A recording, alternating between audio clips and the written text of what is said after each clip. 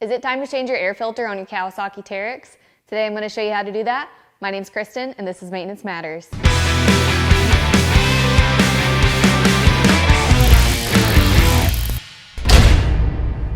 You're going to start by removing your hood.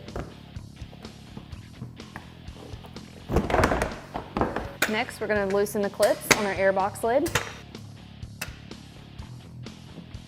Slide your airbox lid off. There will be air hoses connected to it, so set that aside.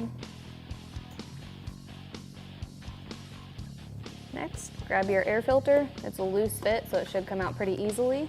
Go ahead and wipe out your air box. Make sure there's no dirt or leaves or any kind of debris in there. Wipe out your lid.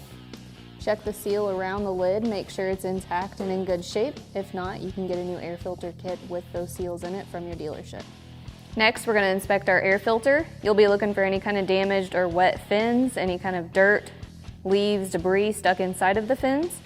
This one's pretty new, so it's in good shape. We'll just use an air hose to blow it from the inside out.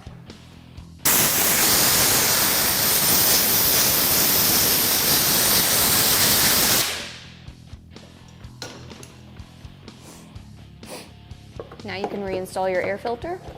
Make sure it slides into the grooves correctly. Now you can slide your airbox lid back into place. Close the clips.